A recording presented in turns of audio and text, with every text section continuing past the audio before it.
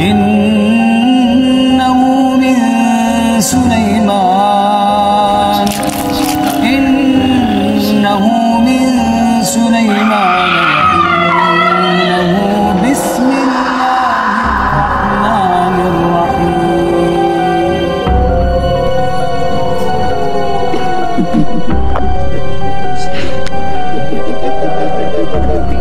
Nampak ada pocong kat tepi katil kita. Meracau, dia dah terpekik apa semua Nampak ini pun 3 anak semua. Apa dia ni bikin kat sini Aku macam seram itu nak tanya tu. Pasal tak Dia dipanggil kotak 7 telefon.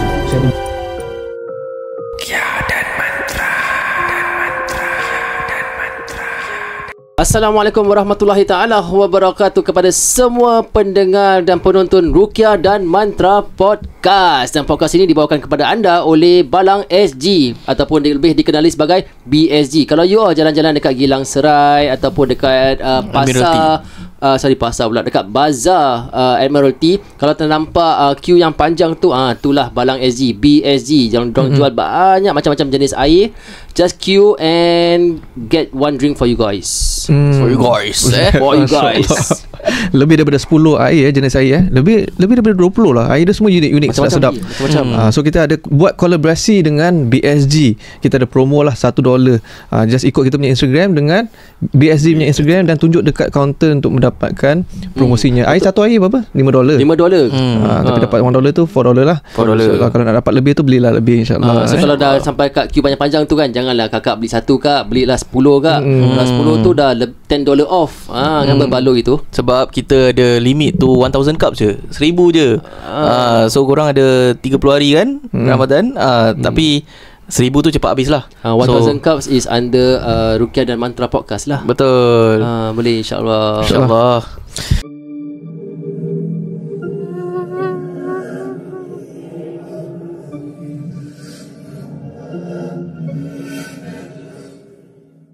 Pada episod kali ini kita ada seorang penyanyi dan juga Pak Andam.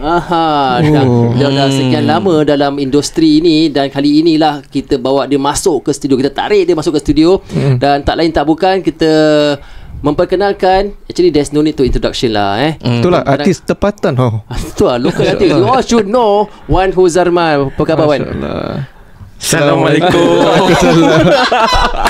Dia macam boleh sekejap je. Okay, apa khabar? Waalaikumsalam. Sihat, Alhamdulillah. Masya Allah. Tadi buka macam buka apa tadi? Buka apa? Kita buka macam-macam lah. Air balang Air balang kan. Tadi you belanja air kan. Baik. Alhamdulillah, Masya Allah. Terima kasih Wan for datang, hadirkan diri dalam studio kita yang kecil ni. Thank you so much.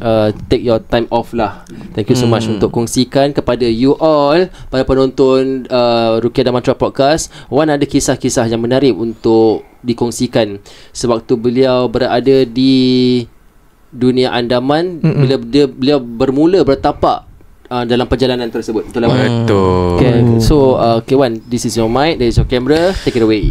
InsyaAllah. Okay, saya bermula dari umur saya 17 tahun. Saya dah belajar sekolah makeup. Dan lepas tu saya kerja butik, as in like kerja, tak nak mention nama lah kerja di butik punya kosmetik. Dan lepas tu makin hari I dah makin naik join this competition, everything. So adalah mula hamba-hamba Allah mata merah. Ada tak semua lah.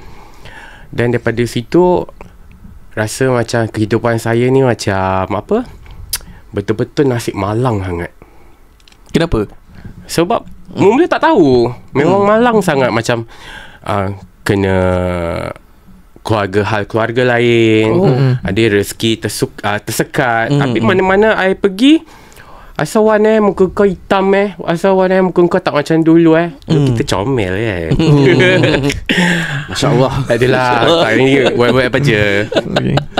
Habis tu lepas tu jadi berapa kali jalan malam, balik kerja malam tu kan, nanti ada a few my neighborhood friend, Wan kau jalan dengan siapa?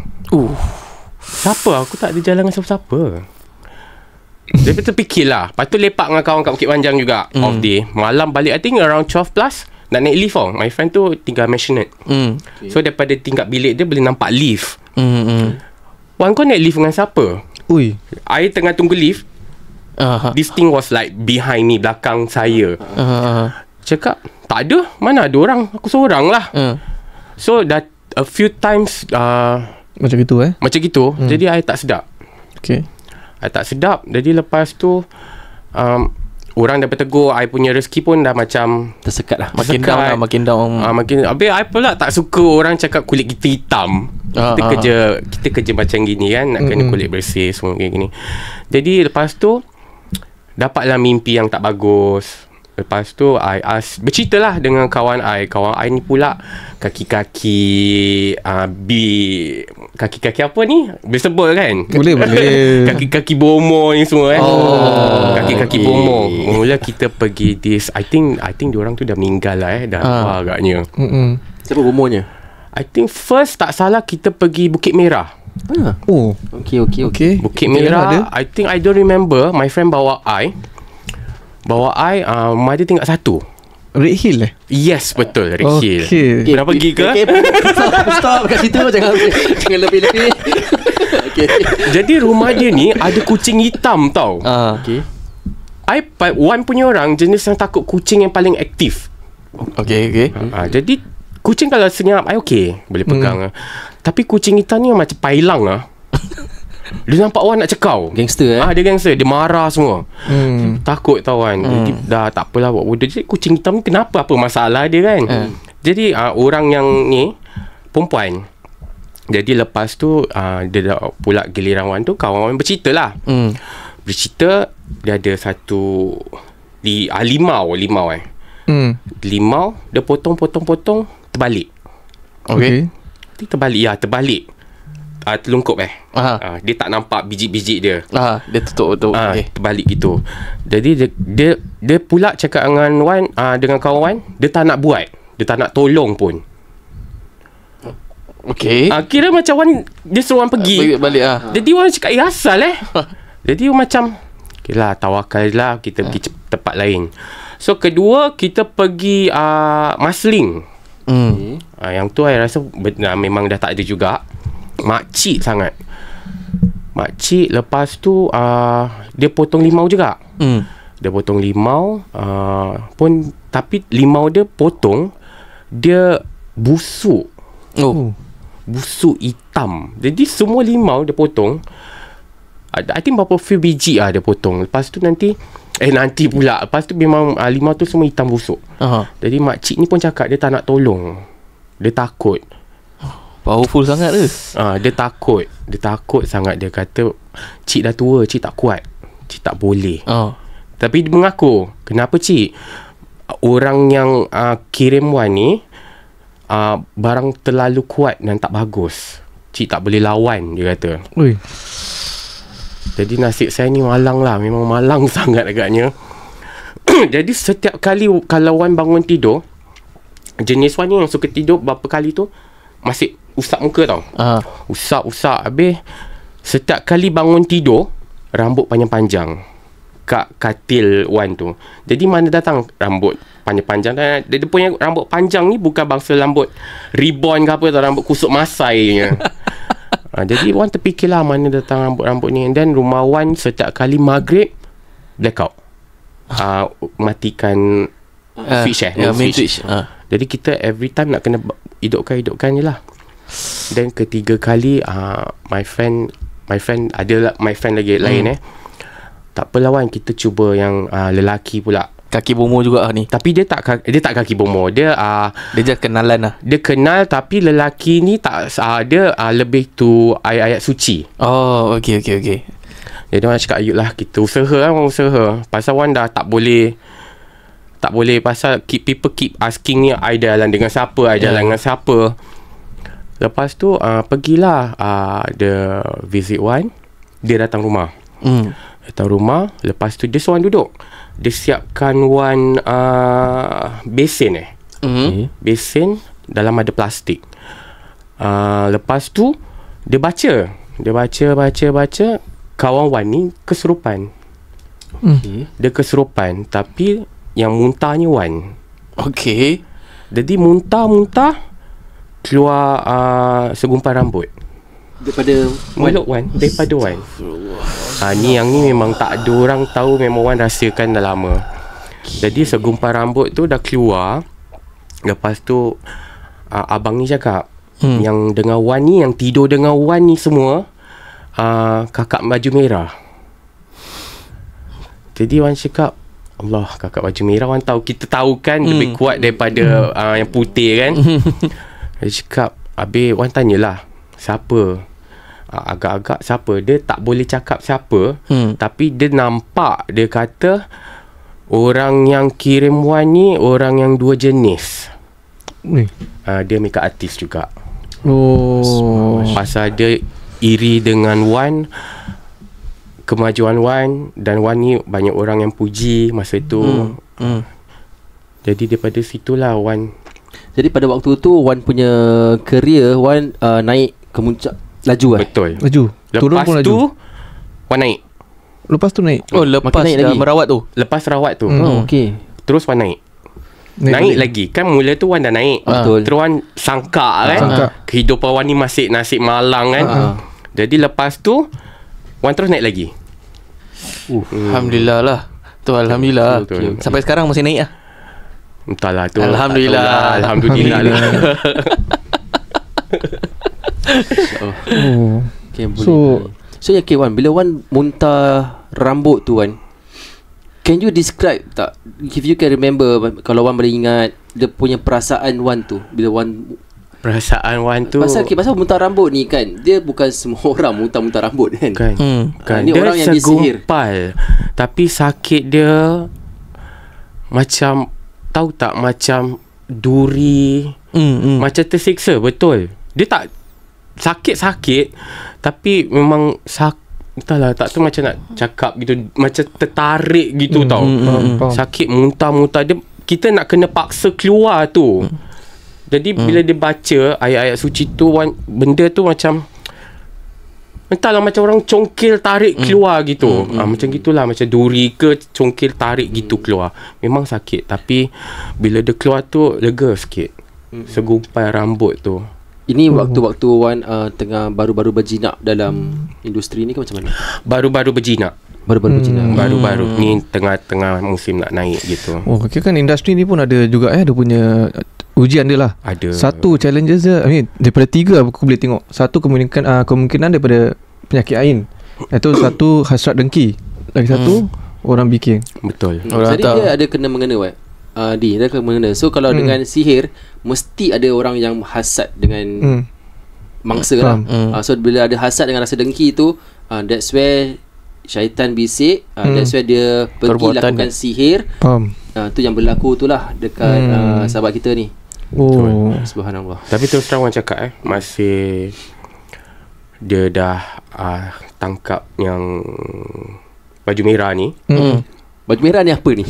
Langsui Is it call langsui? Okey, langsui. Langsui kan Pontianak kan?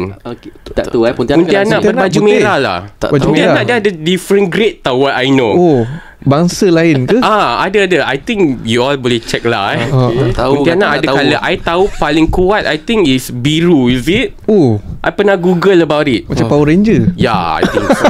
Tapi Pink Ranger tak adalah. Tak apalah Wan, kita tak payah pergi ke sana. Encyclopedia pasal Tapi Pontianak paling ni. yang merah paling garang lah. Tapi bila dia dah buang dia tu, Wan rasa rindu. Tak tahu. Rindu dengan seorang manusia ke? Rindu bangsa, mungkin dia dah dumping dengan Wan tu lama bertahun agaknya kan. Dia rasa rindu. Dia dah selalu tidur dengan Wan. Betul. Wan rindu. Tak tahu kenapa boleh rindu. Jadi Wan tak boleh fikirkan dia, macam mana cakap, tak boleh nak macam nak rindukan dia sangat. Wan try to move Lawan on. lah. Lawan. Mungkin dia dah cakap dia dah suka dengan Wan. Dia dah suka dengan Wan, tapi bila dah pergi tu Wan rindu. Faham. Wan ni pada waktu tu ke sampai sekarang Wan? Kalau yang sampai sekarang tu Allahuaklam tu adalah keturunan punya. Itu memang tak ada orang yang nak dia, tapi kita tahu Wan dah dari kecil tu dah biasa nampak dia. Dari kecil tu dah biasa nampak dia. Tapi memang tak ada dalam keluarga kita yang nak. Okay, yang ini sebab ini dengan keturunan punya. Ini yang Wan cakap pasal ni, yang sekarang punya ni is keturunan punya. Okay, itu nanti kita ceritakan. Sekarang kita tanya soalan yang masih rindu tu merah lah. Oh. Tidak I dah move on kot. Dah putus, dah bercerai dah. So antara lawan nanti antara dia punya punca apa yang signs of tanda-tanda orang rindu masalah gini adalah rasa rindu kepada seseorang yang dia tak tahu siapa. Dia rindu pada something, rindu sangat, boleh sampai menangis pun, tapi tak tahu pada siapa yang rindu ni. Itu satu masalah tu lah. Tapi alhamdulillah Wan dah get over it. Tidak. Tapi apa Wan buat tu betul Kita nak kena lawan. Betul. Cara-cara lawannya. Tapi memang abang tu cakap dia dah sebati dengan Wan, dia akan datang balik kalau Wan terima dia. Dari mana ni Wan benda ni? Entah. Tak lah, yang tu lah yang abang tu cakap. Abang kan tu lah yang dah buang dia tu. Ada orang hantar yang mata merah dengan Wan. Hantar. Dia berbaik dah hantar, so terus sebati. Jadi fall in love. Ilmu apa Wan pakai ni Wan? Orang cakap tu jodoh. Mana ada ilmu. Jodoh Aduh, berat tu. Jodoh berat. Tapi sorry tapi tadi macam Wan buat tu betul, kita nak kena lawan tu feeling. Betul? Pasal kalau tak kita terima dia balik. So bila lawan tu mungkin untuk cara perawat pula, experience perawat, kalau nak lawankan tu feeling, memanglah emotional kita akan lawan lah, tapi mungkin ada dia punya macam amalan tak dalam konteks I am talking on behalf of perawat lah peruqyah syariah. Okay, dalam konteks ni kita selalu akan lafazkan ikrar pemutus, sumpah pemutus. Pemutusan perjanjian antara manusia dengan makhluk jin, ataupun daripada dampingan, saka dan lain-lain lah. Dia pesakit harus pesakit harus pesakit harus tengah kacau tu. tak ada, aku so far tak ada apa-apa. Dia tak dengar. Aku so far okay, pesakit dia harus baca benda tu, sumpah tu hari-hari, untuk dia putuskan antara dirinya dengan makhluk tersebut lah. Kalau nak duduk kat depan kita ni dan dengar apa yang kita nak kongsikan. Okay. So quite interesting siapa ni Abang Wan kita ni ceritakan pasal dia punya tu. Abang lah, saya umur 18. Oh, muda Wan umur apa Wan? Boleh share tak? Dia 41. Abang lah, betul lah abang. Abang. Wan Janganlah bang. Wan lah, panggil Wan lah. Wan. Okay, I boleh Boleh, awak saya pun boleh. So you dah mengalami sebegini. Tapi yang lagi interesting, pasal aku dulu kerja as a photographer dalam dunia perkahwinan, wedding and banyak tradition yang orang practice. So aku lebih nak tahu bila dia buat kerja ni kan, macam kita pernah dengar pengantin kena sampuk, ataupun pengantin ada pakai barang untuk pendinding, ataupun dia punya mak andam pak andam pakai something baca-baca sebelum dia punya start of the event kan. So kita nak dengar lebih daripada Abang Wan kita dia, apa dia punya pengalaman. Ada tak benda ni biasa berlaku dalam kita punya modern time ni sekarang lah. Ada satu ni, pernah tak bila Wan make up kan pengantin tu, you dah make up tapi tak nampak dia punya make up tu. Tak nampak dia punya make up, tak pernah kot. Tapi yang Wan pernah dapat pengalaman yang make up tu menjadi, cuma cameraman tu tunjuk kawan there's a patch of hand dekat muka dia. Alamak. Jap. Cameraman tunjuk. Yes. So kira masa Wan make up, Wan tak nampak. Tak nampak. Tak ada orang nampak. Tapi dia appear dalam lens. Ya, betul. Ini pengantin lelaki ke perempuan? Perempuan lah. Patch dia macam mana? Macam setapak tangan. Macam kena sepak tu lah. Ya, betul. Nak kena sepak tu make up. Tapi tapak tangan dia hitam. So kita nak tahu dua praktis ni daripada mana Pak Andam dengan daripada yang nak kahwin tu, dia punya family, mana satu yang lebih challenging? Betul. Maksudnya Okay, Wan Ni kalau Wan boleh buka, Wan buka lah kalau daripada dulu tu I percaya ada sesetengah Pak Andam atau Mak Andam ada ritual-ritual yang Betul. mungkin kelakar sikit, mungkin bukan okay, for example dia akan pecahkan telur ataupun dia suruh pengantin tu cium telur, ataupun dia akan bawa sebilah keris, dia suruh pengantin ni cium keris ni dulu sebelum kita put on everything semua. Ada bacaan dia kind sebelum amalan-amalan yang kurafat yang Wan mungkin pernah ke situ yang Wan dah tinggalkan lah.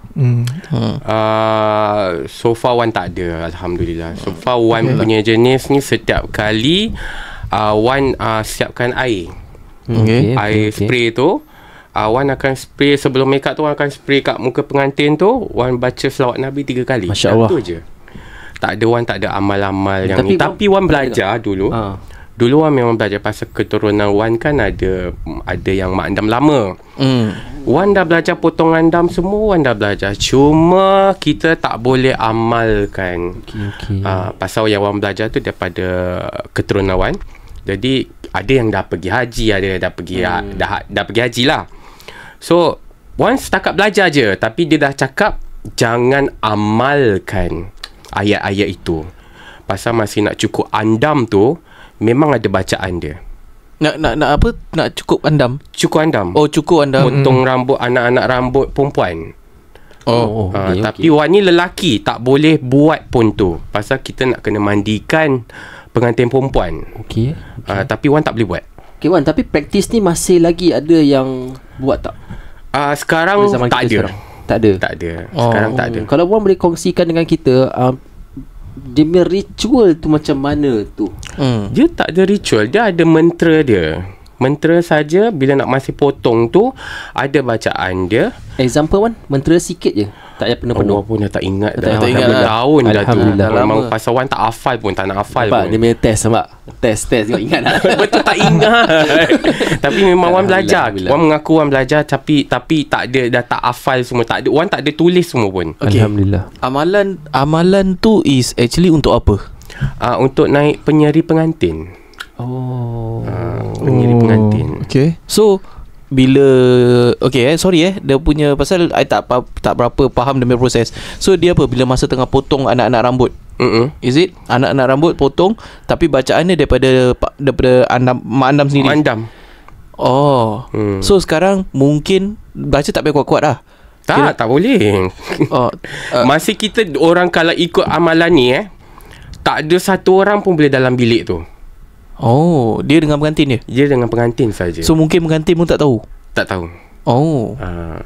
Pengantin tahu kita potong tapi dia tak tahu apa tak yang kita lah. baca. Kita baca pun bangsa komat kamit dia lah. Pasal I dengar ada sesetengah mak andam yang lama-lama dorang practice this kind of ritual sampai sekarang masih ada. I tak kenal nama dorang secara detail. Asal aku bahang Ayu tak mau tengok aku. Kita tengok secara umum. But aku dah dengar lah benda ni. Even though waktu aku berumah tangga dulu pun dengar juga orang buat macam benda gini. That's why tapi aku tak pernah nampak. Aku dengar je kisah-kisah orang. Setahu aku Pak Andam atau Mak Andam ni dorang bukan kosong-kosong lah. Ya, betul. Betul. I mengaku I salah satu juga. Okay. Tapi I pendinding. I tak baca mentera. Faham. Yelah macam tadi you cakap juga kan yang you dah ada keturunan kan. Pasal first tu I dah kena yang I baru-baru naik tu. Jadi memang masa tu I ambil untuk diri I tak mau terkena lagi. Faham. Okey lah. Maksudnya okay, tapi yang based on kau punya apa tu yang tadi kau cakap tu yang kau dengar masa aku kahwin pula aku tak tahu satu benda ni pun. Dah kahwin. Okay. Dah kahwin. Anak berapa kan? Alhamdulillah dah 3. Masya Allah. Tapi at the point of time bila aku kahwin kan pun aku pun ada Pak Andam aku. Tapi aku tak tahu benda ni pun. Yelah, you get the right one lah. No, that's a point. So sekarang bila aku tak tahu benda ni, apa dia buat semua pada aku betul apa. Pasal dia dah expert apa. Kau faham tak? Okay. So bila macam tadi Wan cakap, bila dia baca mantra ke apa, kalau he still practicing apa, kalau dia baca mantra kan kesian kat pengantin tu. Kan pasal pengantin tu yang dia naik memang tujuannya untuk menaikkan menyerikan muka, naikkan segi nak kasi cantik. Tapi dia ada macam side effect on the pengantin. Tak ada. Macam so far tak ada. Dia dumping dia sampai habis majlis. Kalau dumping pun dengan mak andam aja. Dengan mak andam. Pasal 2 years early last year aku ada buat ruqyah dekat satu tempat Andaman ni. Andaman ni tempat yang macam baju-baju pengantin. Betul. Semua kan. So butik dia. So dorang ni aku nak describe macam ni Okay, dorang ni Andaman lah, dalam kerja Andaman. Dan dorang punya, they know yang the industry is very heaty, panas. Macam let's say kalau kau dapat job yang berlebihan, Andaman ni tak suka mata merah. Betul. Faham. So it's always against competition lah. Competition. Dan dalam competition ni dorang akan, ni apa yang dia cakap aku lah, dorang akan hantar barang ni, hantar orang tu. Ada baju tu dorang macam asapkan. Yes. Baju ong lah. Really? Ada. Memang ada. Okay. Betul. Diorang asapkan baju tu. Kira baju tu bila pengantin pakai ataupun on their fashion show, bila orang tengok tu macam tenganga. Cantiknya. Adakah you yang andamkan Ferdinand? Ferdinand sekali je I pernah buat. Yang baju hijau ke? Baju hijau tidak. Tak. Itu gila mami man. Baju hijau tidak. Taklah, itu dia dekat luar negeri. Taklah, dekat Singapura, dekat Expo. I think I know who. One of my friend yang dia more to Javanese punya style. I more to Melayu klasik. Masya Allah. But itulah, kita tengok juga video dia. Maksudnya apa? Apa yang video dia yang menarik sangat? Bukan yang dia jalan. Kan dia cakap dia jalan tu wasn't her. Okay, yalah. Dan cerita yang dia ceritakan tu lah. I think I pernah tengok kot. Itu video dia. Dah ada asap kemenyan all. Ada asap. I think I was there. Dia campak bunga-bunga. Yeah, I was there. Oh, you were there? I was there. Aku tengok, aduh. I was muda lagi lah. Aku tengok ni gila je ni.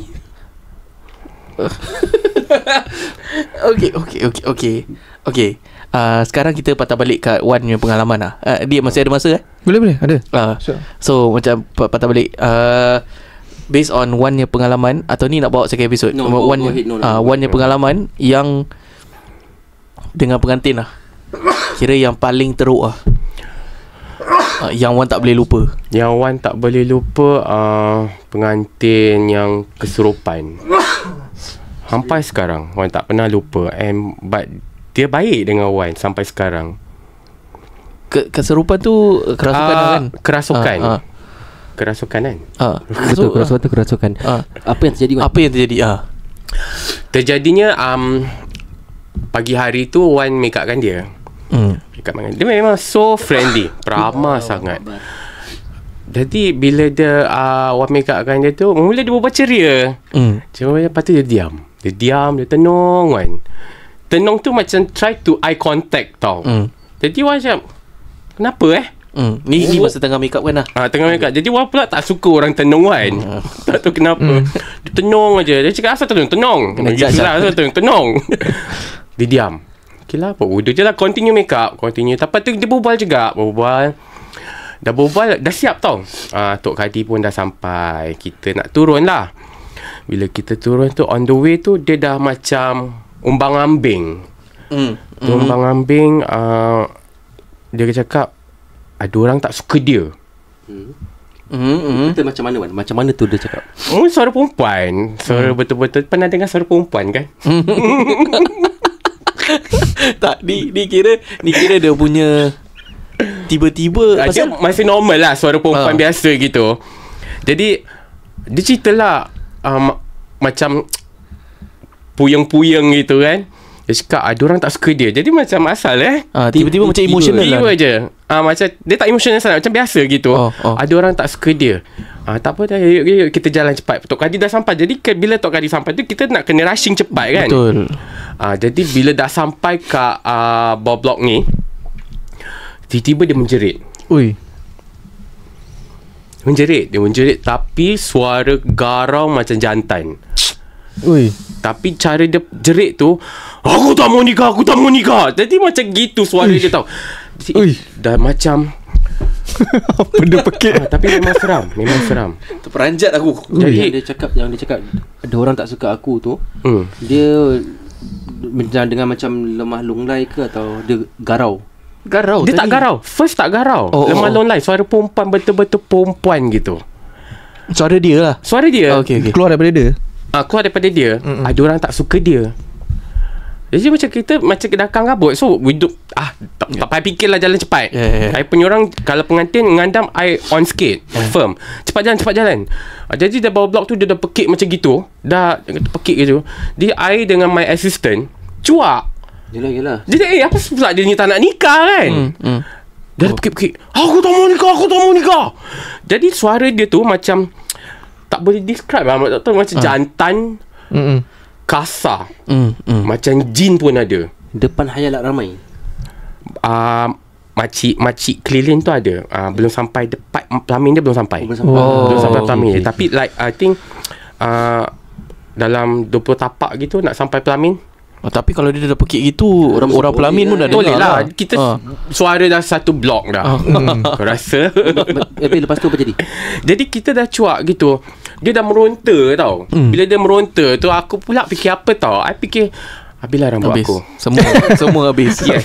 Macam cantik kan. Habislah rambut. Lepas tu dah macam kita dah kancung sambil fikir gitu. I lari Tok Kadi ada kan. You rasa I buat apa? I mesti lari kat Tok Kadi kan. Tok Kadi mesti tahu ayat-ayat kan. Safest person lah kira. Safe zone lah. Nak pergi kat pakcik tak? Pakcik mana nak pergi kan? Tok Kadi lah, lari kat Tok Kadi. Tok Kadi masa tu tak panggil Tok Kadi. Terpanggil Tok Kadi lah, terpanggil Ustaz lah. Jadi dia macam bila kenapa? Macam bacakan air lah. I cakap bacakan air lah. Dia pengantin dah tersampuk kat situ. Ya ke? Jadi dia dah ambilkan air putih, dia baca. Bila dia baca tu, kita kasih minum. Baru dia macam relax. Dia relax. Dah okey. Lama juga Tok Kadi paksa tunggulah, no choice. Dia relax. I think dalam 10 minutes gitu. 10 minutes gitu baru dia jalan kat pelamin. Baru dia nikah. Tapi sebelum tu memang dia dah bercerita. Orang tak suka dia sebelum dia jadi suara jantan ni kan. Alamak, kesian lah kena macam gini Ya, kesian sangat. Tapi for your perspective pula, dia punya rambut, baju semua dah jahanam lah kira. Taklah seteruk jahanam dia melontar-lontar tempat dia terbalik. Taklah, masih boleh adjust. Adjust je lah. Cuma tak jadi macam perempuan gila lah, dah berserabut semua. Tapi kesian nak kena still go through the whole nikah. Betul. Aku ada dengar yang sampai nak lafaz nikah tu gagap lebih 20 kali pun tak lepas-lepas. So betul. Siapa yang penonton yang dengar episod ni kan, kalau ada yang dalam industri ni juga ada yang mengalami benda gini, bolehlah DM kita nak dengar sangat. Pasal industri ni orang cakap tu kotor bukan maksudnya kotor lah. Dia kan banyak dia banyak rahsia ke? Banyak rahsia. Pernah nampak tu sampai pakcik tu tepuk dia kat belakang. Pernah nampak? Pernah nampak orang tergagap-gagap, tak boleh. Dia nikah 3 kali ke 3 kali, I think 3 kali. Tapi teragak-gagap. Sampai one of the pakcik tu tepuk dia dari belakang. Baca pump. Tu baru dia bernikah. Ada kadang-kali makanan-makanan yang disediakan untuk gas jadi basi. Betul. Kadang-kadang roboh, dia punya pelamin roboh. Betul. Ibu pernah nampak? I pernah nampak pelamin jatuh ke belakang. Ada yang berapi ada. Dia tahu aku ambil gambar, dia terbakar. Aku tak tahu kenapa. Tapi dia cakap lampu lah. Allahuaklam lah. Zaman-zaman tu hot. Baik, kalau untuk you all yang nak tahu tips and cara-cara, kalau let's say untuk catering company lah, bila you nak masak tu kan, habis lauk cepat basi ataupun cepat busuk, untuk cara-cara yang untuk you all nak buat, nantikan di bahagian kedua bersama Wan Huzaman, InsyaAllah.